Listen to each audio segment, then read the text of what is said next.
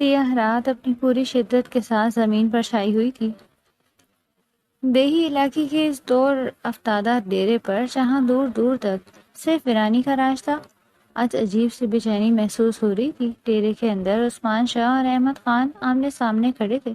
عثمان شاہ کے چہرے پر اکڑ اور طنزیہ مسکراہٹ تھی، جبکہ احمد خان کی آنکھوں میں غصے کے سرخ ڈورے تیر رہے تھے۔ دونوں کے درمیان تلخ جملوں کا تبادلہ ایک طویل عرصے سے جاری تھا، اور آج تو بات حد سے زیادہ بڑھ چکی تھی۔ تم اپنی اوقات بھول رہے ہو عثمان شاہ، یاد رکھو اس علاقے میں میری مرضی کے بغیر پتہ بھی نہیں ہلتا، اور تم میرے سامنے بیٹھ کر میرے اصولوں کی دھجیاں اڑا رہے ہو۔ احمد خان نے اپنی آواز کو جتنا دبا کر رکھا، اس کی شدت اتنی ہی زیادہ تھی۔ اس کے ہاتھ مٹھیوں میں سختی سے بندھے تھے۔ عثمان شاہ نے ایک بلند کہکا لگایا اور حقارت سے احمد خان کی طرف دیکھا۔ اصول؟ یہ اصول تم نے خود بنائے ہیں، اور میں انہیں نہیں مانتا اور نہ ہی انہیں ماننے کا پابند ہوں۔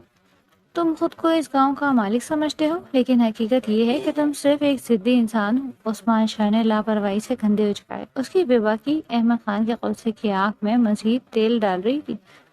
احمد خان کا چہرہ غصے سے تپ رہا تھا، اس کی سانسیں بھی ترتیب ہو رہی تھیں۔ تمہاری زبان کی حدیں ختم ہو رہی ہیں عثمان شاہ، آخری بار کہہ رہا ہوں، اپنی سوچ درست کر لو ورنہ میرا غصہ تمہیں راکھ کر دے گا۔ احمد خان کی آواز میں ایک ایسی وحشت تھی کہ عثمان شاہ کا کہکا ایک لمحے کے لیے رک گیا، مگر اس نے اپنی انا کو نہیں گرایا۔ کر لو جو کرنا ہے احمد خان، تم صرف دھمکیاں ہی دے سکتے ہو، عمل تمہارے بس کی بات نہیں۔ عثمان شاہ نے چیلنج کرتے ہوئے ایک قدم اسے قریب بڑھایا۔ اس کی آنکھوں میں للکار تھی۔ بس وہی ایک لمحہ تھا، احمد خان کے لاشعور نے کام کرنا چھوڑ دیا۔ اس کے ہاتھ میں موجود پستول خود بخود اوپر اٹھ گئی۔ اس نے سوچا نہیں تھا، بس جذبات کی روح میں بہہ کر انگلی ٹریگر پر دبا دی۔ ایک خوفناک گولی کی آواز نے ڈیرے کی خاموشی کو چیر کر رکھ دیا۔ عثمان شاہ کے سینے کے عین درمیان سے خون کا ایک فوارہ نکلا، اور وہ پلک جھپک کر فرش پر ڈھیر ہو گیا۔ اس کی آنکھیں، جن میں کچھ لمحے پہلے تک غرور تھا، اب پتھرا چکی تھی۔ احمد خان ساکت کھڑا رہا، جیسے اسے یقین ہی نہیں ہو رہا تھا کہ اس نے کیا کر دیا۔ اس کے ہاتھ کانپ رہے تھے، پستول اس کے ہاتھ سے چھوٹ کر زمین پر گر پڑی۔ وہ ایک قاتل بن چکا تھا۔ اس کا اپنا بچپن کا دوست ایک الگ بات تھی کہ اب کوئی دوستی نہیں تھی، اب اس کے سامنے بے جان پڑا تھا۔ احمد خان کو اپنے کیے پر ایک عجیب سا خوف محسوس ہوا۔ وہ اس جگہ سے بھاگنا چاہتا تھا، اس لاش سے دور، اس حقیقت سے دور۔ وہ بغیر کچھ سوچے اندھیرے میں غائب ہو گیا۔ وہ نہیں جانتا تھا کہ وہ کہاں جا رہا ہے۔ اس کے پاؤں خود بخود اسے اس جگہ سے دور لے جا رہے تھے۔ کچھ ہی دیر بعد ڈیرے کے ملازمین نے گولی کی آواز سنی تو بھاگتے ہوئے اندر داخل ہوئے۔ یا اللہ، یہ کیا ہو گیا؟ ایک ملازم، رحیم دین، جو عثمان شاہ کا خاص آدمی تھا، چلایا اور لاش کی طرف لپکا۔ اس کے ہاتھ کانپ رہے تھے۔ جب اس نے عثمان شاہ کی نبض چیک کی، جلدی جلدی حویلی اطلاع دو، شاہ جی کو گولی لگ گئی ہے۔ دوسرا ملازم زور سے چیخا اور تیزی سے باہر کی طرف بھاگا۔ حویلی کی طرف بھاگتے ہوئے ان کے قدموں کی آوازیں خاموش رات میں گونج رہی تھی۔ حویلی میں، جہاں ابھی چند لمحے پہلے تک سکون تھا، اب موت کا سناٹا چھا رہا تھا۔ عالم شاہ اپنے کمرے میں سو رہے تھے جب ملازم کی چیخیں ان کے کانوں میں پڑی۔ وہ بدحواس ہو کر باہر نکلے۔ کیا شور ہے؟ یہ کیا ہوا ہے؟ انہوں نے ملازم کو پکڑ کر دھاڑا۔ ان کے چہرے پر خوف کی لکیریں تھیں۔ شاہ جی، چھوٹے شاہ جی کو مار دیا گیا، ملازم نے زارو قطار روتے ہوئے کہا۔ عالم شاہ کے پاؤں تلے سے زمین نکل گئی۔ وہ پاگلوں کی طرح ڈیرے کی طرف بھاگے۔ پیچھے گھر کی خواتین کے رونے اور چیخنے کی آوازیں بلند ہو رہی تھی۔ پورا گھر ایک پل میں ماتم کدے میں بدل چکا تھا۔ جب عالم شاہ ڈیرے پر پہنچے اور عثمان شاہ کے خون میں لت پت لاش دیکھی تو ان کے حلق سے دردناک چیخ نکلی۔ میرے بیٹے، میرے جگر کے ٹکڑے، ہی کس نے کیا؟ وہ زمین پر گر پڑے اور اپنے بیٹے کے سر کو اپنی گود میں لے لیا۔ ان کی آنکھوں سے آنسوؤں کے سیلاب بہ رہے تھے اور ان کا پورا وجود غم سے نڈھال تھا۔ حویلی کی خواتین بھی وہاں پہنچ چکی تھی۔ حویلی میں کوہرام برپا تھا، ہر طرف چیخ و پکار تھی۔ کسی کو سمجھ نہیں آ رہا تھا کہ قاتل کون ہے۔ ملازمین ادھر ادھر بھاگ رہے تھے، لیکن احمد خان کا دور دور تک کوئی اتا پتہ نہیں تھا۔ عالم شاہ نے اپنی آستین سے چہرے کا پسینہ پوچھا۔ اس کی آنکھوں میں اب غم کی جگہ انتقام کی آگ بھڑک رہی تھی۔ جس نے بھی میرے بیٹے کو مارا ہے، میں اس کی بوٹیاں نوچ لوں گا، چاہے وہ اس زمین کے نیچے کیوں نہ چھپا ہو، اسے ڈھونڈ کر لاؤں گا۔ عالم شاہ کی آواز ڈیرے کی دیواروں سے ٹکرا کر واپس آ رہی تھی۔ احمد شاہ، احمد خان جو قریبی علاقے میں ایک درخت کے پیچھے چھپا ہوا تھا بہت برا محسوس کر رہا تھا۔ اس کے دل کی دھڑکنیں تیز ہو رہی تھیں۔ وہ جانتا تھا کہ یہ آگ اب اسے جلا کر راکھ کر دے گی۔ وہ یہاں سے بھاگ تو سکتا تھا لیکن کیا وہ اس جرم سے بھاگ سکتا ہے؟ نہیں۔ اس کا ضمیر اسے ہر لمحہ ملامت کر رہا تھا۔ اس نے ایک ایسا قدم اٹھا لیا تھا جس کا خمیازہ اسے ساری زندگی بھگتنا تھا۔ رات کا یہ حصہ ختم ہو رہا تھا لیکن حویلی کا غم ابھی شروع ہوا تھا۔ عثمان شاہ کا قتل، احمد خان کی فرار اور عالم شاہ کا انتقام، یہ سب ایک ایسی جنگ کی شروعات تھی جس کا انجام خون سے لکھا جانا تھا۔ سیاہ رات اپنی تمام تر وحشتوں کے ساتھ پنجاب کے دیہی علاقوں کے اس دور افتادہ ڈیرے پر چھائی ہوئی تھی۔ آسمان پر بادلوں کا سایہ تھا جیسے قدرت بھی اس شب خون کی گواہی دینے سے کتراتی ہو۔ فضا میں بارود کی بو اور موت کا خوف ایک عجیب سا اضطراب پیدا کر رہا تھا۔ سورج کی پہلی کرن نمودار ہوئی تو پنجاب کی اس گاؤں کی فضا میں ایک ایسی خاموشی تھی جو کسی بڑے طوفان کا پیش خیمہ ہوتی۔ حویلی کے باہر لوگوں کا ہجوم جمع ہونا شروع ہو گیا تھا۔ ہر شخص کے چہرے پر ایک عجیب سی دہشت اور تجسس تھا، کیونکہ آج کی صبح کسی عام دن جیسی نہیں تھی۔ آج کا دن فیصلہ کن تھا۔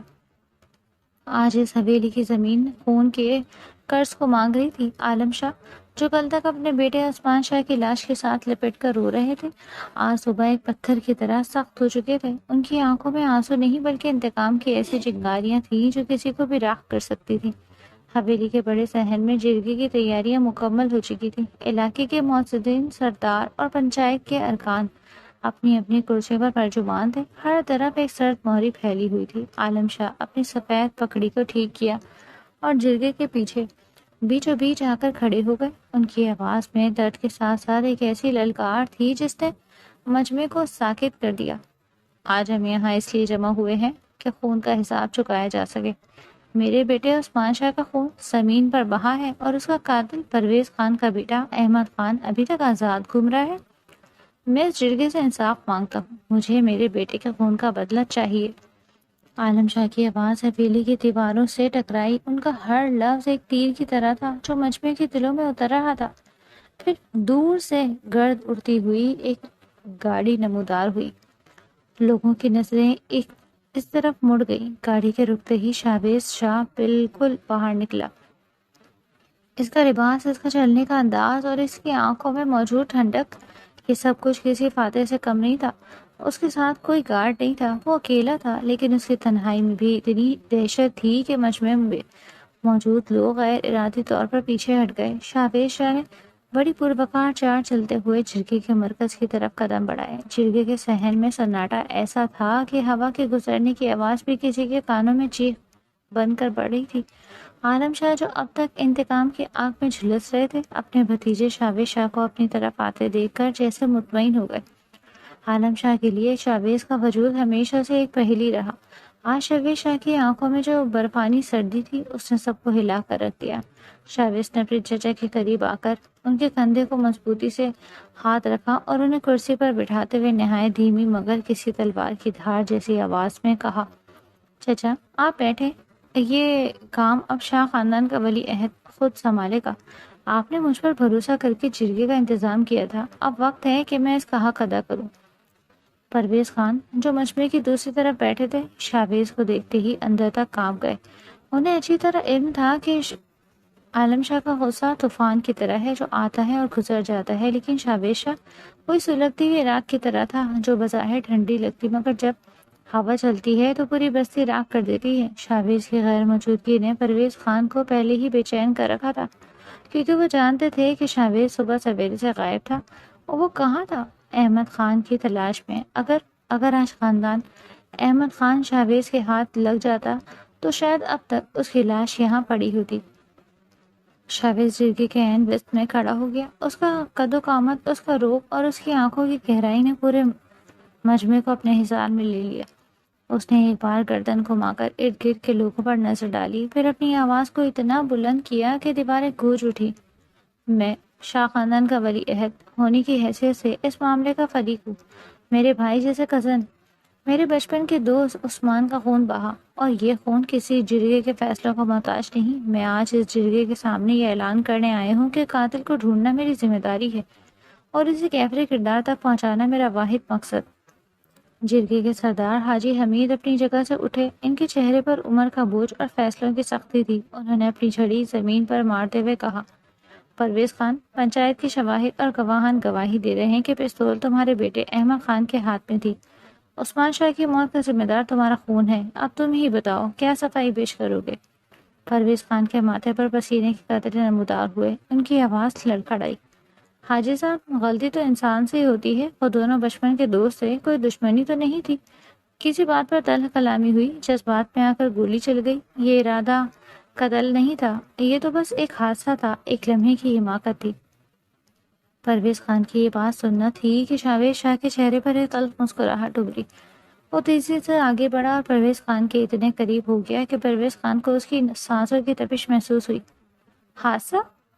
شاویز نے طنزی انداز میں دہرایا۔ حادثہ یہ ہوتا ہے کہ کوئی پتھر پاؤں سے ٹکرا جائے، کسی کے سینے پر بندوق سے گولی نکال کر اسے مار دینا حادثہ نہیں ہوتا، اسے قتل کہتے ہیں۔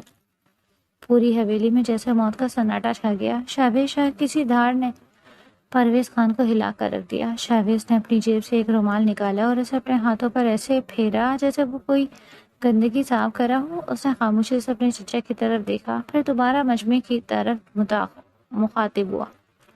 پرویز خان، تم کہہ رہے ہو کہ یہ حادثہ تھا؟ ٹھیک ہے، ہم مان لیتے ہیں کہ یہ حادثہ تھا، لیکن خون تو بہا ہے نا، اور شاہ خاندان میں خون کبھی رائیگا نہیں جاتا۔ میں تم سے تمہارے بیٹے کی جان کا سودا کرنے آیا ہوں۔ پرویز خان نے حیرت اور خوف سے شاویز کو دیکھا۔ سودا؟ کیسے سودا شاویز؟ شاویز نے ایک گہری سانس لی۔ اس کی آنکھوں میں ایک ایسی چمک تھی جسے پڑھنا کسی کے بس میں نہیں تھا۔ میں صرف ایک شرط پر آپ کو خون معاف کروں گا۔ شاویز نے اس بار بہت سرد اور ٹھنڈی آواز میں کہا۔ کیسی شرط؟ پرویز خان کے حلق سے بمشکل الفاظ نکلے۔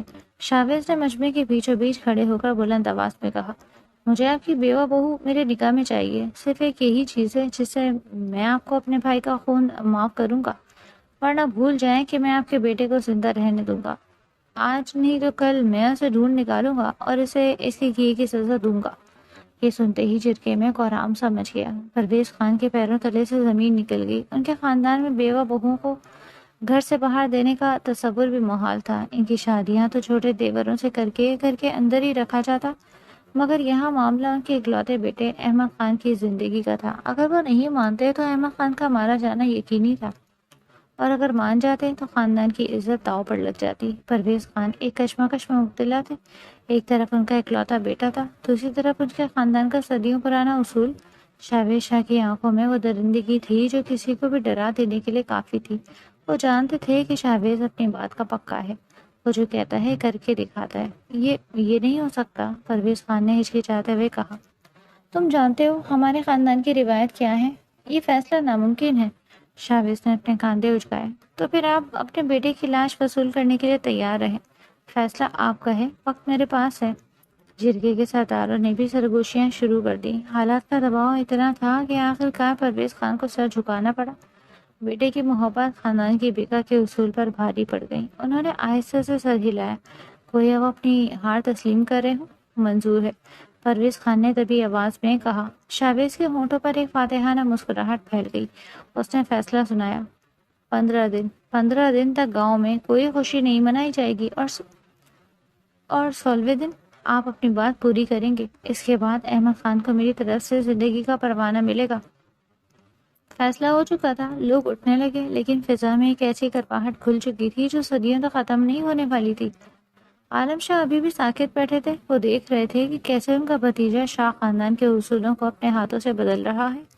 حویلی والے واپس اپنی حویلی کی طرف روانہ ہو گئے، جبکہ شاویز شاہ وہیں کھڑا رہا، سورج کی کرنوں کو دیکھتے ہوئے جیسے وہ کسی اور ہی دنیا کی منصوبہ بندی کر رہا تھا۔ اس انتقام کا آغاز خون سے ہوا تھا، لیکن اس کا انجام نکاح کے اس بندھن میں لکھا جانا تھا جس میں زائرے کی زندگی شاویز کے ہتھے چڑھنے والی تھی۔ شاویز نے کمرے میں جانے سے پہلے ایک آخری نظر اس جگہ پر ڈالی جہاں عثمان کی میت کو غسل دیا گیا تھا، اور اس کے دل میں ایک جلن محسوس ہوئی۔ جرگے کا فیصلہ خان حویلی کی طرف دیوار پر ایک سیاہ دھبے کی طرح ثبت ہو چکا تھا۔ پرویز خان جب حویلی واپس لوٹے تو ان کے قدموں میں وہ طاقت نہیں تھی جو صبح تک ان کی پہچان تھی۔ ان کا وجود کسی شکست خوردہ سپاہی کی مانند جھکا ہوا تھا۔ حویلی کے بڑے ہال میں داخل ہوتے ہی انہیں اپنی بیوی بیگم سمیرہ اور بیٹے احمد کا منتظر چہرہ دکھائی دیا۔ سمیرہ کی آنکھوں میں امید اور خوف کی ملی جلی کیفیت تھی، جبکہ احمد اپنی جان کی بخشی سننے کے لیے بےتاب تھا۔ پرویز خان خاموشی سے صوفے پر ڈھیر ہو گئے۔ سمیرہ بیگم نے آگے بڑھ کر ان کا ہاتھ تھاما۔ پرویز، کچھ تو بتائیں، احمد کا کیا بنا؟ جرگے نے کیا فیصلہ کیا؟ کیا انہوں نے اسے معاف کر دیا؟ پرویز خان نے اپنی بھاری نظریں اٹھائیں، ان کی آنکھوں میں نمی تھی۔ انہوں نے ایک لمبی اور تھکا دینے والی سانس لی۔ معافی مل گئی سمیرہ، لیکن کیا؟ سمیرہ بیگم کی چیخ نکلی۔ آپ خاموش کیوں ہیں؟ کچھ تو بولیں، آپ کا چہرہ کیوں اتنا سفید پڑ گیا ہے؟ پرویز خان نے چہرہ ہاتھوں میں چھپا لیا، ان کی آواز میں کرب تھا۔ شاویز نے خون کا بدلہ خون نہیں مانگا، اس نے سودا کیا ہے، اس نے ظاہرہ کو مانگا ہے۔ اس جملے نے جیسے کمرے کی فضا منجمد کر دی۔ سمیرہ بیگم کے ہاتھ سے پانی کا گلاس چھوٹ کر زمین پر گرا اور کرچی کرچی ہو گیا۔ ظاہرہ، ہماری بہو؟ ظاہرہ کو وہ درندہ اپنے نکاح میں لینا چاہتا ہے؟ یہ کیسے ممکن ہے پرویز؟ آپ نے کیسے مان لیا؟ یہ ہماری غیرت، ہماری روایت کا سودا ہے۔ وہی سب ظاہرہ کی ہمدردی میں کہہ رہی تھی، کیونکہ وہ نہیں جانتی تھی کہ ان کا اپنا بیٹا اس کا کیا حال کرتا تھا۔ غیرت پڑی ہے یا احمد کی زندگی؟ پرویز خان تھاڑے، ان کی آواز میں وہ درد تھا جو ایک باپ بھی محسوس کر سکتا۔ شاویز کسی صورت نہیں مان رہا، وہ احمد کی زندہ نہیں چھوڑتا۔ میں مجبور تھا سمیرہ، میں اپنے ایک لوتے بیٹے کو اس کی انا کی بھیٹ نہیں چڑھا سکتا۔ کمرے کے بالکل ساتھ والی کھڑکی کے پردے کے پیچھے ظاہرہ ساکت کھڑی تھی۔ اس کی زبان پر پڑنے والے ہر لفظ نے اس کے وجود کو ریزہ ریزہ کر دیا۔ شاویز شاہ، وہ نام سن کر ہی جس کے گرد اس نے دہشت کا ایک حصار بنا رکھا تھا۔ گاؤں کے بزرگوں کی زبان سے اکثر سنا تھا کہ شاویز ایک ظالم اور سفاک انسان ہے، جس کی آنکھوں میں انسانیت نہیں ہے۔ ظاہرہ کی سانسیں بے ترتیب ہو گئیں، اس کے ہاتھ سرد پڑ گئے۔ وہ جو اپنے شوہر کی موت کے بعد اپنے آپ کو اس حویلی کی چار دیواری میں محفوظ سمجھتی تھی، آج اسے لگا کہ وہ کسی بھیڑیے کے سامنے پھینک دی گئی ہے۔ میں اس کے نکاح میں؟ وہ سسکی دبا کر فرش پر بیٹھ گئی۔ اس کی دنیا ایک پل میں تاریک ہو گئی تھی۔ دوسری طرف شاویز شاہ کی حویلی کا منظر بالکل مختلف تھا۔ شاویز اپنے کمرے میں کھڑا بڑی سی کھڑکی سے باہر پھیلی ہوئی ویرانی کو دیکھ رہا تھا۔ کمرے میں خاموشی تھی، صرف کھڑکی کی ٹک ٹک سنائی دے رہی تھی۔ اس نے آئینہ دیکھا تو اسے اپنا عکس کسی اجنبی جیسا لگا۔ اس نے ظاہرہ کو حاصل کرنے کا فیصلہ تو کر لیا تھا، لیکن اس کے دل کے کسی گوشے میں ایک عجیب سی کھلبلی مچی۔ کیا یہ انتقام تھا، یا وہ خواہش جو برسوں سے اس کے دل میں دبی ہوئی تھی؟ اسے اپنے چچا عالم شاہ کا چہرہ یاد آیا۔ عالم شاہ کی نظروں میں جو سوال تھا وہ شاویز کو کھا جا رہا تھا۔ اسے معلوم تھا کہ خاندان کے لوگ اسے ملامت کریں گے، سوچیں گے کہ اس نے خون کا بدلہ کیوں نہیں لیا۔ ایک بیوہ کے لیے اس نے اپنے خاندان کا جوان خون کیوں بخش دیا؟ شاویز نے ایک لمبی سانس لی اور میز پر پڑی سگریٹ کی ڈبی سے ایک سگریٹ نکالا۔ اس نے اسے سلگایا اور دھواں چھوڑتے ہوئے صوفے پر جا بیٹھا۔ سگریٹ کی راکھ اس کی انگلیوں کے درمیان بکھر رہی تھی۔ اس کے ذہن میں پرویز خان کا وہ خوفزدہ چہرہ ابھرا اور پھر اچانک اسے ظاہرہ یاد آئی، وہ ظاہرہ جس کا وہ کسی زمانے میں یہ شاید اب بھی دیوانہ تھا۔ میں نے کوئی غلطی نہیں کی، وہ خود سے بڑبڑایا۔ احمد کی زندگی کے بدلے مجھے وہ مل رہی ہے جسے میں نے سالوں چاہا، لیکن اس کا ضمیر اسے مسلسل ٹوک رہا تھا۔ کیا ایک عورت کو سودے بازی میں جیت لینا محبت کہلاتی ہے، یا یہ محض اس کی انا کی تسکین تھی؟ شاویز کو لگا کہ وہ ایک ایسی جنگ میں اتر چکا ہے جس کا انجام اسے خود معلوم نہیں۔ وہ تنہائی میں بیٹھا سوچ رہا تھا کہ جب ظاہرہ اس کے گھر آئے گی تو کیا وہ اسے کبھی اپنا سکے گا، یا وہ ہمیشہ اسے ایک قیدی کی طرح ہی دیکھے گا؟ کمرے کی نیم تاریک کونوں میں شاویز شاہ کے چہرے پر پڑنے والی روشنی اس کی بے بسی کو عیاں کر رہی تھی۔ آج وہ فاتح تو تھا، مگر اسے یہ فتح ہار سے زیادہ بھاری محسوس ہو رہی تھی۔ باہر رات گہری ہو رہی تھی اور اس رات کے ساتھ ہی ظاہرہ کی تقدیر اور شاویز کے جذباتی طوفان کا ایک ایسا باب کھل چکا تھا جس میں محبت کا نام تو تھا، مگر اس کی بنیاد خون کے ایک سودے پر رکھی گئی تھی۔ ظاہرہ فرش پر بیٹھی اپنے گھٹنوں میں سر دیے سسکیاں لے رہی تھی۔ اچانک اسے دروازے پر دستک سنائی تھی۔ اس نے جلدی سے اپنے آنسو پوچھے اور اٹھ کر کھڑی ہو گئی۔ دروازہ کھلا تو پرویز خان اندر داخل ہوا۔ ان کی نظریں جھکی ہوئی تھی، ان کے چہرے پر ایک ایسی شرمندگی تھی جسے چھپانا ان کے لیے ناممکن تھا۔ ظاہرہ بیٹا، مجھے معلوم ہے کہ تم کیا سوچ رہی ہو۔ پرویز خان کی آواز لرز رہی تھی، لیکن وہ مجبور تھا۔ شاویز شاہ کوئی عام انسان نہیں ہے، وہ ایک وحشی ہے۔ اگر میں یہ فیصلہ نہ کرتا تو وہ پورا خاندان ختم کر دیتا۔ میں نے اپنی پگڑی تمہارے قدموں میں رکھ کر تمہیں اپنے بیٹے کی زندگی کے بدلے میں دیا ہے۔ تم صرف میری بہو نہیں، میری بھتیجی بھی ہو۔ تم پر میری عزت کا قرض ہے۔ زائرہ نے تڑپ کر پرویز خان کو دیکھا۔ اس کے لہجے میں ایک ایسی التجا تھی کہ پتھر بھی موم ہو جائے۔ چچا جان، یہ مت کیجیے، مجھے کہیں اور بھیج دیں، مجھے گھر سے نکال دیں، لیکن اس درندے کے حوالے نہ کریں۔ میں اس کی حویلی میں زندہ نہیں رہ سکوں گی، پلیز مجھے کہیں دور بھیج دیں۔ پرویز خان نے اسے اٹھایا اور اس کے سر پر ہاتھ رکھا۔ ان کی آنکھوں میں آنسو تھے۔ بیٹی، یہ صرف تمہاری زندگی نہیں، یہ اس پورے خاندان کی بقا کا مسئلہ ہے۔ شاویز شاہ صرف ایک شخص نہیں، ایک بلا ہے۔ اگر تم نہیں جاؤ گی تو یہ حویلی خون کا تالاب بن جائے گی۔ میرا مان رکھ لو، اپنے آپ کو اس خاندان کے نام پر قربان کر دو۔ پھر پرویز خان کمرے سے نکل گئے اور زائرہ پھر سے اکیلی رہ گئی۔ اس کی نظریں کمرے میں پڑے آئینے پر پڑی۔ اس نے اپنی گردن پر موجود ایک گہرا نشان دیکھا جو اسے اپنی ماضی کی تلخ یادیں یاد دلاتا۔ 1 سال پہلے یزدان خان ایک شدید نشے کی حالت میں کمرے میں داخل ہوا۔ اس نے زائرہ کا بازو زور سے مروڑا۔ تمہیں کیا لگا تھا میں تم سے شادی کر کے خوش ہوں؟ میں تو سعدیہ سے محبت کرتا تھا، تم نے میری زندگی برباد کر دی۔ یزدان غصے سے چیخ رہا تھا۔ زائرہ کی آنکھوں سے آنسو بہہ رہے تھے۔ یزدان، میرا کیا قصور ہے؟ یہ تو ہمارے والدین کا فیصلہ تھا، میں تو بس ایک مجبور لڑکی ہوں۔ یزدان خان نے ایک زوردار تھپڑ اس کے منہ پر مارا۔ زائرہ فرش پر جا گری۔ یزدان خان نے اس کے بال پکڑ کر اسے اٹھایا اور اس کا گلا دبانے کی کوشش کی۔ تمہاری وجہ سے مجھے میری خوشی کو چھوڑنا پڑا، میں تمہیں مار دوں گا۔ اس کی انگلیوں کے نشان زائرہ کے گلے پر چھپ گئے، جو آج بھی گہرے نشان کی طرح باقی تھے۔ وہ دن زائرہ کے لیے کسی جہنم سے کم نہیں تھا۔ یزدان خان اسے ہر روز تانے دیتا، اسے مارتا پیٹتا، اور وہ بس اللہ کے آگے سجدہ ریز ہو کر اپنے آنسوؤں سے گھلتی رہتی۔ زائرہ نے اپنے گلے پر ہاتھ پھیرا۔ وہ نشان اب بھی اسے جلن کا احساس دلا رہا تھا۔ وہ اٹھی اور باتھ روم میں جا کر وضو کیا۔ اس نے چائے نماز بچھا دی اور سجدے میں گر گئی۔ اس کی ہچکیاں کمرے میں گونج رہی تھی۔ اے اللہ، میں کسی آزمائش میں ڈال دی گئی ہوں۔ ایک طرف یزدان کا تشدد تھا اور دوسری طرف شاویز شاہ کا خونخوار روح۔ کیا میری قسمت میں کوئی سکھ نہیں لکھا؟ وہ کافی دیر تک روتی رہی، پھر تھک ہار کر بستر پر لیٹ گئی۔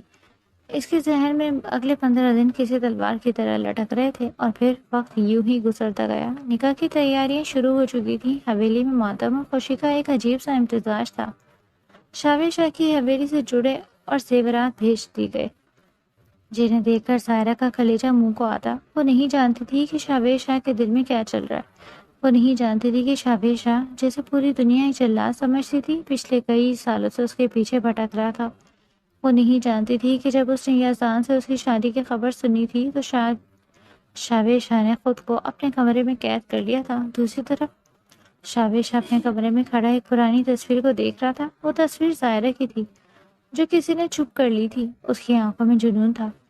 زائرہ، تمہیں پانے کے لیے میں نے کیا نہیں کیا، لیکن اب تم میری ہو اور اب تمہیں کوئی نہیں چھو سکتا۔ شاویز شاہ اپنے ماضی کو کوس رہا تھا۔ اسے یاد آ رہا تھا کہ کیسے وہ زائرہ کو یونیورسٹی جاتے ہوئے دور سے دیکھتا، کیسے اس نے گاڑیوں کو ٹکراؤ کروا کر اسے پہلی بار قریب سے دیکھا۔ اسے یاد تھا کہ اس نے ماسک پہنا ہوا تھا اور زائرہ نے اسے کتنی بدتمیزی سے جواب دیا۔ وہ پل، وہ لمحے اس کے لیے زندگی کا سرمایہ تھے، لیکن اب وہ ایک درندہ تھا۔ اب وہ ایک ایسا شخص تھا جس سے زائرہ نفرت کرنے والی تھی۔ شاویز شاہ نے تصویر کو اپنے سینے سے لگا لیا۔ اسے پچھتاوا نہیں تھا، لیکن ایک عجیب سی کشمکش تھی۔ وہ خود کو کوس رہا تھا کہ وہ اپنے خواہشات کے لیے اس حد تک کیوں گر گیا، لیکن پھر اس کا سردارانہ غرور سر اٹھاتا۔ نہیں، یہ محبت تھی، اور محبت میں جو بھی ہو وہ جائز ہے۔ 15 دن کسی پلک جھپکنے کی طرح گزر گئے۔ نکاح کا دن آ گیا۔ زائرہ سفید رنگ کے شرارے میں ملبوس تھی۔ وہ کسی سفید کبوتر کی طرح لگ رہی تھی جس کے پر کاٹ دیے گئے۔ اسے سسرالی حویلی سے رخصت کیا گیا۔ شاویز شاہ کی گاڑیوں کا قافلہ حویلی کے باہر کھڑا تھا۔ نکاح کے بعد پرویز خان نے اپنی بھتیجی کو اپنی پھوپھو کو رخصت کرتے ہوئے آخری بار گلے لگایا۔ زائرہ پتھر کی طرح خاموش ہو گئی۔ اس کی آنکھوں میں کوئی جذبہ نہیں تھا، کوئی امید نہیں تھی۔ وہ بس ایک جیتی جاگتی لاش بنی شاویز شاہ کی گاڑی کی طرف بڑھ رہی تھی۔ شاویز شاہ اسے دور سے دیکھ رہا تھا۔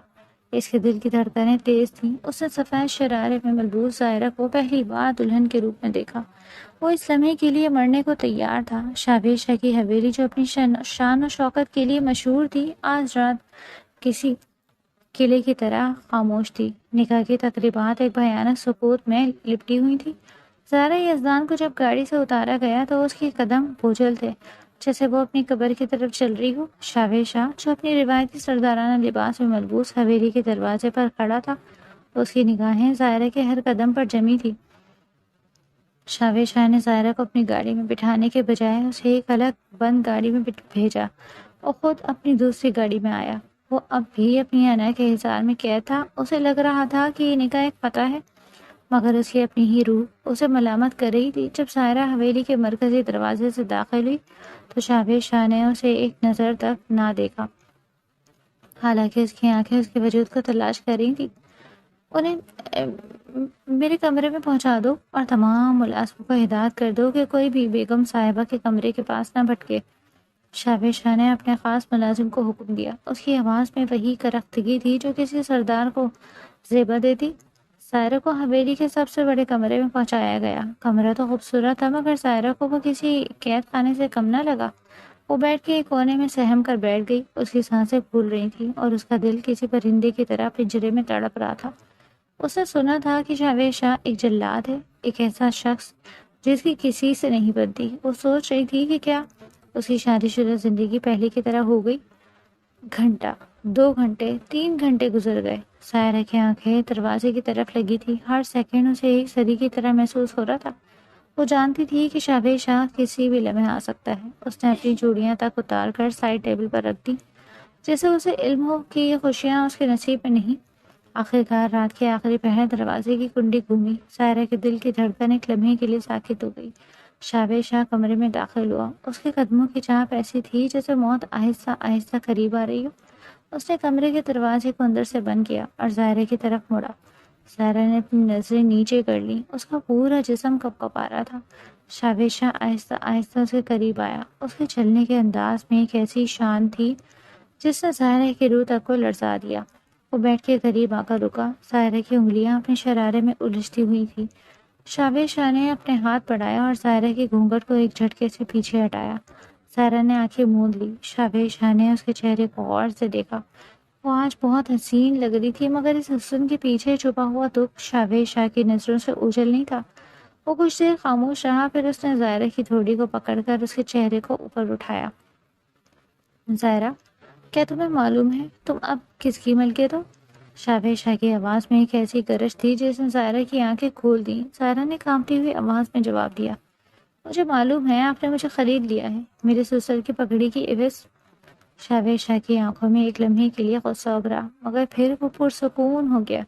اس نے ظاہرہ کی گردن کی طرف دیکھا۔ جیسے ہی اس کی نظر اس گہرے نشان پر پڑی جو یزدان خان نے تشدد کے دوران بنایا تھا، شاویز شاہ کی نظریں بدل گئیں۔ وہ نشان سرخ تھا جیسے ابھی کچھ دیر پہلے کا ہو۔ شاویز شاہ کے ذہن میں فوراً غلط فہمی آ گئی۔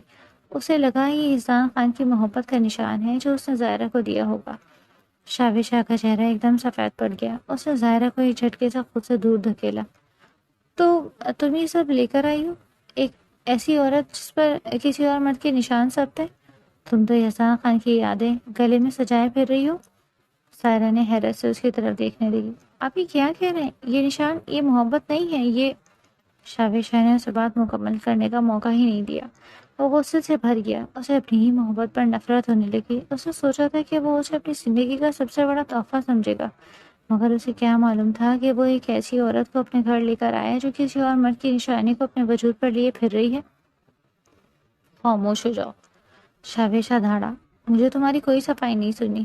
تم یہاں آرام سے رہو، میں صوفے پر سوں گا، مجھے تم سے کوئی غرض نہیں۔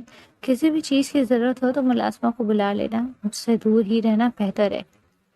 شاویز شاہ تیزی سے پلٹا اور صوفے کی طرف چلا گیا۔ ظاہرہ وہیں ساکت رہ گئی۔ اسے سمجھ نہیں آ رہا تھا کہ یہ اچانک تبدیلی کیوں آئی۔ ابھی کچھ دیر پہلے وہ اسے ایسے دیکھ رہا تھا جیسے وہ اسے نگل جائے گا، اور اب اسے نفرت سے دور کر دیا۔ وہ ایک عجیب کشمکش میں مبتلا تھی۔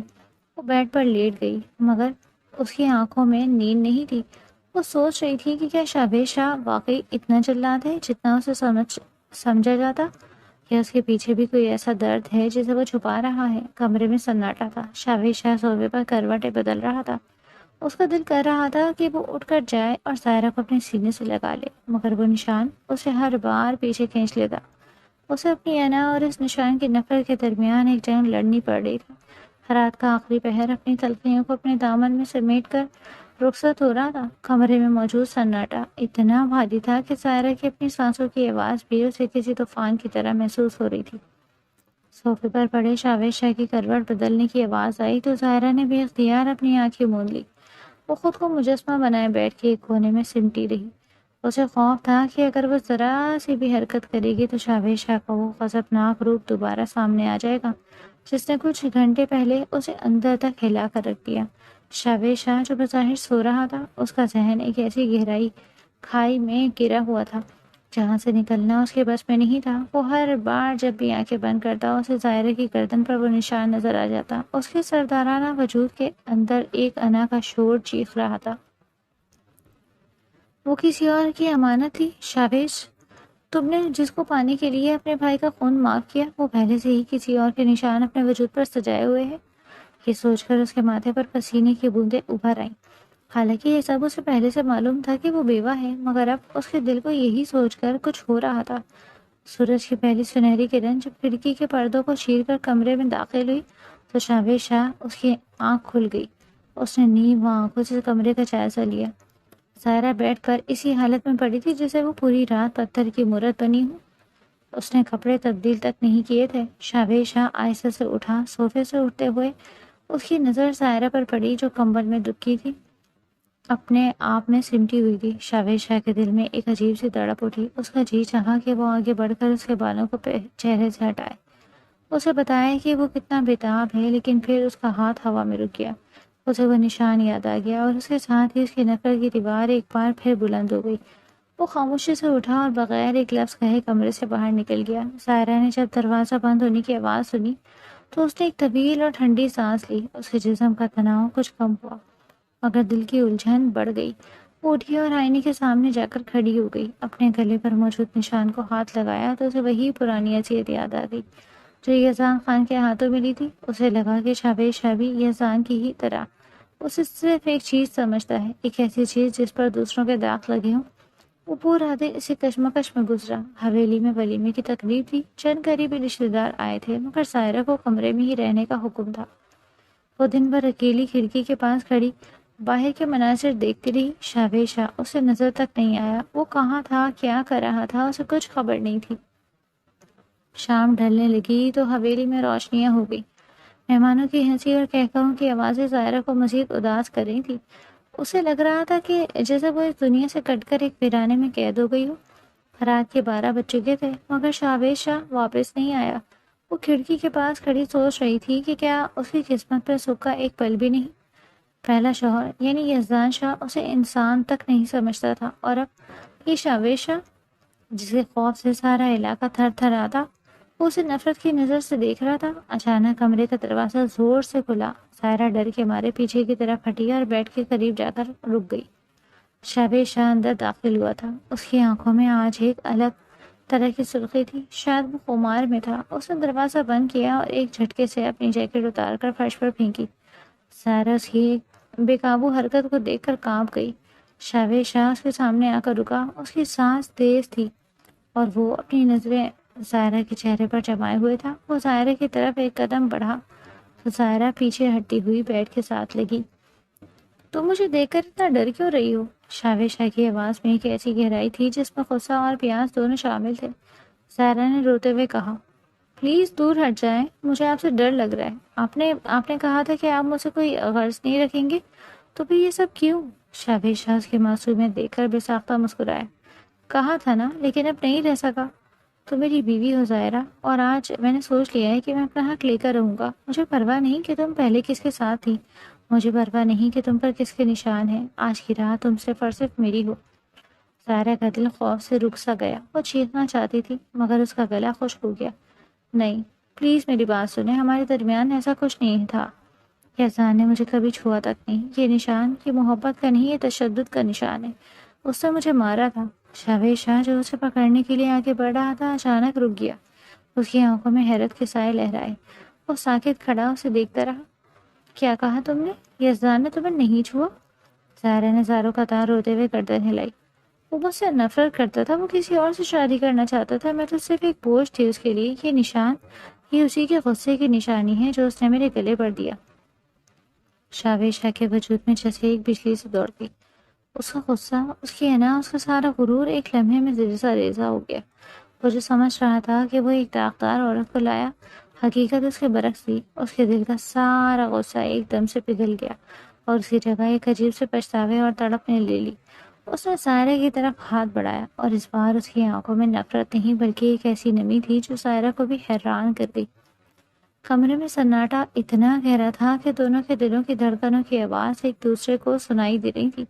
شاویشا جو چند لمحے قبل تک انتقام اور نفرت کی شعلوں میں جل رہا تھا، اب زائرہ کے اعتراف کے سامنے ایک مجسمے کی طرح ساکت کھڑا تھا۔ زائرہ کے الفاظ کی یزدان خان نے اسے کبھی نہیں چھوا۔ اس کے سردارانہ غرور کے قلعے کو زمین بوس کر چکے تھے۔ شاویشا نے آہستہ آہستہ اپنا ہاتھ بڑھایا اور زائرہ کے گلے پر بنے اس سیاہ پڑ چکے نشان کو چھوا۔ یہ چھونے کا انداز اب وحشیانہ نہیں بلکہ حد سے زیادہ نرم تھا۔ زائرہ نے ایک جھٹکے سے آنکھیں بند کر لی۔ اسے لگا شاید شاویشا پھر سے غصہ کرنے والا ہے، مگر اگلی ہی لمحے اسے اپنی گردن پر ایک گرم احساس محسوس ہوا۔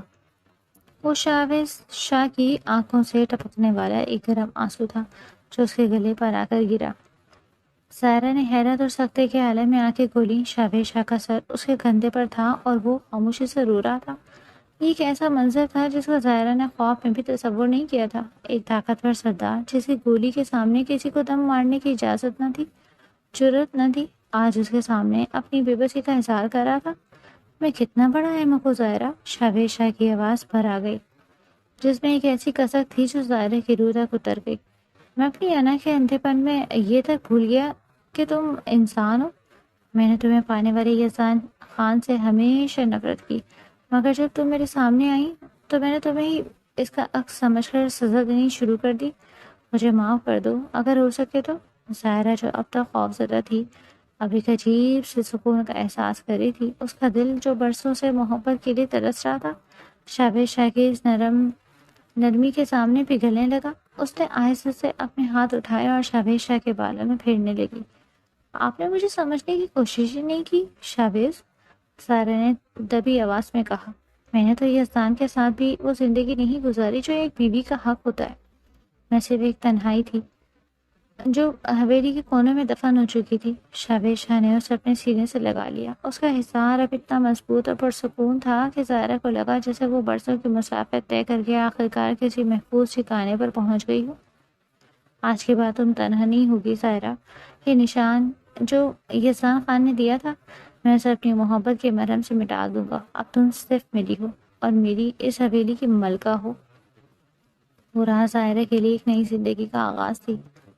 شاویشا کا یہ انداز اس کے لیے بالکل نیا تھا۔ وہ اسے اپنی باہوں میں اٹھا کر بیڈ پر لے آیا اور بڑی عقیدت سے اس کے ماتھے پر بوسہ دیا۔ یہ بوسہ نفرت یا ملکیت کا نہیں تھا بلکہ ایک ایسی پکار تھی جو برسوں سے شاویز کے سینے میں دبی ہوئی تھی۔ اگلی صبح جب زائرہ کی آنکھ کھولی تو اسے اپنی کمر میں شاویشا کے مضبوط بازوؤں کا حصار ہوا۔ وہ ابھی بھی گہری نیند میں تھا۔ زائرہ نے اسے غور سے دیکھا۔ اس کے چہرے پر موجود سختی اب ایک پرسکون تاثر میں بدل چکی تھی۔ اس کا جی چاہا کہ وہ شاویشا کے چہرے کو چھو کر دیکھے کہ کیا یہ سب سچ ہے یا پھر وہ پھر کسی خواب کے بھنور میں پھنس گئی ہے۔ کچھ دیر بعد شاویشا کی آنکھ کھلی۔ اس نے زائرہ کو خود میں سمٹا ہوا پایا تو اس کے ہونٹوں پر ایک فاتحانہ نہیں بلکہ عاشقانہ مسکراہٹ ابھری۔ جاگ گئی؟ اس نے دھیمی آواز میں پوچھا۔ زائرہ شرم سے سرخ ہو گئی اور نظریں چرا لی۔ شاویشا نے اس کے ہاتھ کو اپنے ہاتھوں میں تھام لیا۔ آج سے ہم ایک نئی شروعات کر رہے ہیں۔ میں تمہیں وہ سب خوشیاں دوں گا جو تمہارا حق ہے۔ تم نے جو اذیت یزدان کے ہاتھوں میں دیکھی میں اسے تمہاری یادوں سے مٹا دوں گا۔ تھوڑی دیر بعد وہ تیار ہو کر نیچے پہنچ چکے تھے۔ حویلی کے ملازموں نے جب شاویشا اور زائرہ کو ایک ساتھ دیکھا تو ان کی آنکھیں حیرت سے کھلی کی کھلی رہ گئی۔ جس سردار کو لوگ پتھر کا بت سمجھتے تھے وہ آج اپنی بیوی کا ہاتھ تھامے اسے ناشتے کی میز تک لا رہا تھا۔ زائرہ کے چہرے پر ایک ایسی چمک تھی جو اس سے پہلے کبھی نہیں دیکھی گئی، مگر اس سب کے پیچھے ایک اور کہانی بھی تھی۔ وہ ماضی جس نے شاویز کو ایک دیوانہ بنا دیا۔ زائرہ نہیں جانتی تھی کہ شاویز کے کمرے میں موجود وہ تصاویر اور وہ سالوں کی تڑپ کیا تھی جس نے اسے اس موڑ پر لا کر کھڑا کیا۔ وہ تو ابھی صرف اس محبت کے حصار میں خوش تھی۔ حویلی کے وسیع اور اس کمرے میں جہاں ایک طرف شاویز شاہ اور زائرہ کے درمیان محبت کا نیا سورج طلوع ہو رہا تھا، وہیں شاویشا کے ماضی سے کچھ ایسی یادیں باہر آ رہی تھی جو زائرہ کے لیے بالکل نئی تھی۔ شاویز شاہ نے آج ایک بار پھر اپنی اس پرانی ڈائری اور البم کو کھولا جو اس نے چھپا کر رکھا تھا۔ سائرہ نے جب شاویز شاہ کو اس قدر گمبھیر انداز میں کچھ پڑھتے ہوئے دیکھا تو وہ اس کے قریب آئی۔ اس کی نظر اس پرانی تصویر پر پڑی جس میں وہ خود اپنی گاڑی میں بیٹھی یونیورسٹی جا رہی تھی۔ سائرہ کا رنگ ایک پل میں زرد پڑ گیا۔ یہ تصویریں شاویز، یہ سب کب سے؟ زائرہ کی آواز میں حیرت اور کچھ پل کے لیے ایک عجیب سا خوف تھا۔ شاویز شاہ نے زائرہ کو اپنے پاس بٹھایا اور اس کے ہاتھ کو چوم لیا۔ اس کی آنکھوں میں ماضی کی یادیں ایک فلم کی طرح چل رہی تھی۔ یہ تب کی بات ہے زائرہ جب تم نے ابھی اذان خان کے نام کا طوق نہیں پہنا تھا۔ میں تمہیں پہلی بار ایک دوپہر میں دیکھا تھا۔ تم اپنی گاڑی میں بیٹھی تھی اور تمہارے بالوں کی چند لٹیں کھڑکی سے اندر آتی ہوا میں لہرائیں۔ اس دن کے بعد سے میرے لیے دنیا کے باقی سب کام ثانوی ہو گئے تھے۔ 3 سال پہلے شاویز شاہ کالی گاڑی میں زائرہ کی گاڑی کے پیچھے لگا ہوا تھا۔ وہ سارا دن اس کے پیچھے رہتا، دور سے دیکھتا کہ کیسے وہ ہنستی ہے، کیسے وہ سڑک پر چلتی۔ ایک دن زائرہ کی گاڑی کا ٹائر پنچر ہو گیا۔ شاویز شاہ جس نے ماسک پہن رکھا تھا اپنی گاڑی سے اترا۔ زائرہ اس وقت بہت پریشان تھی۔ وہ روڈ پر کھڑی کسی کو فون کر رہی تھی۔ شاویز شاہ نے قریب جا کر پوچھا، کیا ہوا؟ آپ ایسے کیوں کھڑی ہیں؟ زائرہ جو اس وقت شاویز شاہ کے روپ سے انجان تھی، اس نے سخت لہجے میں کہا، آپ کو نظر نہیں آ رہا کہ میں مصیبت میں ہوں؟ اگر نہیں کر سکتے مدد تو اپنا راستہ لیں، مجھے کسی کی خیرات نہیں چاہیے۔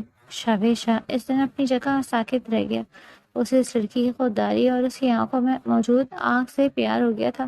وہ بس ایک بار اس کا چہرہ دیکھنا چاہتا تھا، مگر زائرہ نے نقاب نہیں ہٹایا۔ پھر کچھ دن بعد ایک موڑ پر ان کی گاڑیاں آپس میں ٹکرا گئی۔ زائرہ نے گاڑی سے اتر کر شاویز شاہ کی گاڑی کے شیشے پر ہاتھ مارا۔ آپ کو نظر نہیں آتا؟ آپ کو گاڑی چلانی نہیں آتی تو روڈ پر کیوں نکلتے ہیں؟ شاویز شاہ اس وقت بھی ماسک میں تھا۔ اسے صرف اس کی آنکھوں میں دیکھا، وہ آنکھیں جو آج اس کے سامنے بیٹھی تھی۔ وہ اس دن بھی کچھ نہیں بولا تھا، بس خاموشی سے وہاں سے چلا گیا۔ زائرہ یہ سب سن کر دنگ رہ گئی۔ اس کے ذہن میں وہ سارے دھندلے سے مناظر ابھرنے لگے جنہیں وہ ہمیشہ ایک معمولی واقعہ سمجھ کر بھول گئی تھی۔ تو وہ آپ تھے، وہ شخص جو ہمیشہ میری گاڑی کے پیچھے ہوتا؟ شاویز شاہ مسکرایا، ہاں وہ میں ہی تھا۔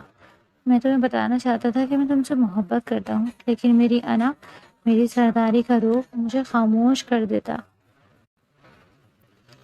پھر جب تمہاری منگنی ہوئی تو مجھے لگا جیسے میری دنیا جل کر راکھ ہو گئی ہو۔ میں نے اپنی ہی حویلی کے ایک حصے کو آگ لگا دی تھی۔ سائرہ، میں پاگل ہو چکا تھا۔ میں اذان کو مارنا چاہتا تھا کیونکہ وہ تمہارے لائق نہیں تھا، لیکن میں نہیں جانتا تھا کہ تقدیر مجھے اس حد تک لے آئے گی۔ سائرہ کی آنکھوں میں آنسو آ گئے۔ اس نے شاویز شاہ کے کندھے پر سر رکھ دیا۔ اس کی محبت اتنی پرانی تھی، اتنی گہری کہ وہ اس کے لیے خون تک بہا چکا تھا۔ آپ نے مجھے کیوں نہیں بتایا؟ اگر آپ مجھے بتا دیتے تو شاید میں خود آپ کو چن لیتی۔ شاویز شاہ نے اسے گلے لگایا، میں ایک سردار تھا زائرہ، ہمارے خاندان کی انا، ہماری خونی رشتوں کی دیواریں بہت اونچی ہیں۔ مجھے لگا تھا کہ میں تمہیں کبھی نہیں پا سکوں گا، مگر اب جب تم میرے پاس ہو مجھے لگتا ہے کہ دنیا کی ہر دولت میرے قدموں میں ہے۔ وہ دن ان کے لیے ایک نیا احساس لے کر آیا تھا۔ زائرہ کو اب شاویز شاہ کے غصے سے ڈر نہیں لگتا تھا، کیونکہ وہ جان چکی تھی کہ یہ غصہ صرف اس کے لیے ہے، اس کی حفاظت کے لیے ہے۔ حویلی کا ماحول بھی بدل رہا تھا۔ عالم شاہ جو ابھی بھی اپنے بیٹے کے غم میں تھے، جب انہوں نے شاویز شاہ کی زائرہ کے ساتھ یہ عقیدت دیکھی تو ان کا دل بھی کسی حد تک نرم پڑنے لگا۔ شاویز شاہ نے زائرہ کو شہر لے جانے کا فیصلہ کیا تھا، جیسا کہ اس نے وعدہ کیا تھا۔ وہ چاہتا تھا کہ اسے ان سب یادوں سے دور لے جائے جہاں اسے یزدان کے تشدد کا سامنا کرنا پڑا۔ وہ ایک پرسکون اور خوبصورت زندگی کا خواب دیکھ رہے تھے۔ پنجاب کی دھواں اڑاتی سڑکوں کو پیچھے چھوڑتے ہوئے شاویز شاہ اور زائرہ کی گاڑی شہر کے شاہراہوں پر رواں دواں تھی۔ گاڑی کے اندر کا ماحول باہر کی تپتی ہوئی دھوپ سے بالکل برعکس ایک پرسکون اور رومانٹک کیفیت میں لپٹا ہوا تھا۔ شاویز شاہ نے گاڑی کو ڈرائیو کر رہا تھا، جبکہ زائرہ برابر والی نشست پر بیٹھی کھڑکی سے باہر کے مناظر دیکھ رہی تھی۔ اس کے چہرے پر ایک ایسی مسکراہٹ تھی جو شاویز شاہ کے لیے دنیا کی سب سے بڑی کامیابی تھی۔ زائرہ، دیکھو شہر کی روشنی کتنی مختلف ہے نا؟ شاویز شاہ نے دھیمی آواز میں گفتگو کا آغاز کیا۔ اس کی نظریں سڑک پر تھیں، لیکن اس کی توجہ کا مرکز زائرہ تھی۔ زائرہ نے مسکرا کر شاویز شاہ کی طرف دیکھا۔ ہاں، بہت مختلف ہے۔ مجھے تو یقین ہی نہیں آ رہا کہ میں یہاں ہوں۔ مجھے لگا تھا کہ میری زندگی بس اس حویلی کی 4 دیواری تک محدود رہ جائے گی۔ شاویز شاہ نے گاڑی کو ایک مال کے سامنے روکا. اس نے سائرہ کی طرف مڑ کر دیکھا. تمہاری زندگی اب میرے ساتھ ہے اور میں تمہیں اس دنیا کے ہر کونے کی خوشیاں دکھاؤں گا. آج ہم صرف تمہاری پسند کی خریداری کریں گے. کوئی روک ٹوک نہیں, کوئی حکم نہیں, صرف تم اور تمہاری مرضی. مال کے اندر داخل ہوتے ہی سائرہ کی آنکھیں حیرت سے پھیل گئیں. شاویز شاہ جو ہمیشہ سردارانہ روپ میں رہتا, آج ایک عام انسان کی طرح زائرہ کے پیچھے چل رہا تھا. وہ ہر دکان پر اسے روکتا, اسے کپڑے دکھاتا اور زائرہ کے چہرے پر آنے والی خوشی کو اپنی آنکھوں میں محفوظ کرتا. زائرہ نے جب ایک خوبصورت نیلے رنگ کا سوٹ پسند کیا تو شاویز شاہ نے بغیر قیمت دیکھے اسے خریدنے کا حکم دیا. شاویز یہ بہت مہنگا ہے, زائرہ نے ہچکچاتے ہوئے کہا. شاویز شاہ نے اس کے ہاتھ پر اپنا ہاتھ رکھا. میری زائرہ کے لیے کوئی چیز مہنگی نہیں ہے. یہ تو کچھ بھی نہیں. اگر تم کہو تو میں تمہارے قدموں میں ستارے لا کر رکھ دوں. خریداری کے بعد شاویز شاہ اسے شہر کے ایک بہترین ریسٹورینٹ میں لے گیا. وہاں کا ماحول خاموش اور پرسکون تھا. ٹیبل پر موم بتیاں روشن تھیں اور ہلکی موسیقی فضا میں تیر رہی تھی. شاویز شاہ نے زائرہ کا ہاتھ اپنے ہاتھ میں لیا. زائرہ, میں جانتا ہوں میں نے تمہاری زندگی کا بہت سا وقت برباد کیا. میں نے تمہیں ڈرایا, تمہیں اذیت دی اور شاید تمہارے دل میں میرے لیے نفرت کے بیج بو دیے, مگر آج میں تم سے وعدہ کرتا ہوں کہ میری باقی زندگی تمہارے ہر زخم کا مرہم بنے گی. زائرہ کی آنکھوں میں نمی تیر آئی. آپ کو معلوم ہے شاویز, جب آپ میرے قریب ہوتے ہیں تو مجھے یزدان کا دیا ہوا وہ سارا درد, وہ سارا خوف بھول جاتا ہے. مجھے لگتا ہے جیسے میں نے پہلی بار سانس لی. کھانے کے دوران ان کے درمیان وہ دیواریں گر گئیں جو پچھلے چند دنوں تک حائل تھی. یہ پہلا موقع تھا جب ان دونوں کے درمیان کوئی سرداری یا غلامی کا رشتہ نہیں تھا, صرف دو انسانوں کا رشتہ تھا. رات گئے جب وہ فارم ہاؤس کے کمرے میں پہنچے تو زائرہ تھکن سے چور تھی, مگر اس کا دل خوشی سے لبریز تھا. اس نے شاویز شاہ کی طرف دیکھا جو ابھی بھی آئینے کے سامنے کھڑا اپنے کپڑے درست کر رہا تھا. شاویز, آپ آج بہت خوش لگ رہے ہیں. شاویز شاہ نے پیچھے مڑ کر اسے دیکھا. اس کی آنکھوں میں ایک ایسی چمک تھی جو صرف زائرہ کے لیے تھی. وہ اسے قریب آیا, اس کے کندھوں پر ہاتھ رکھا. خوش اس لیے ہوں کہ آج مجھے یقین ہو گیا کہ تم میری ہو, صرف میری. اب مجھے ڈر نہیں کہ کوئی تمہیں مجھ سے چھین لے گا, کیونکہ تم خود میرے پاس رہنے کے لیے تیار ہو. اس رات شہر کی روشنی کی آڑ میں انہوں نے اپنی محبت کا ایک نیا روپ دیکھا. زائرہ, جو کبھی اپنی قسمت کو کوستی تھی, اب سمجھ چکی تھی کہ اللہ نے اسے ایک ایسے شخص کے حوالے کیا ہے جو اس کی حفاظت بھی کر سکتا ہے اور اسے محبت کا سمندر بھی دے سکتا ہے.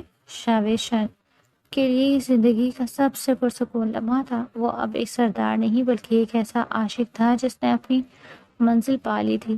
اگلے دن شاویز شاہ نے اسے شہر کے ایک خوبصورت پارک میں لے جانے کا فیصلہ کیا تاکہ وہ وہاں کچھ وقت اکیلے گزار سکے.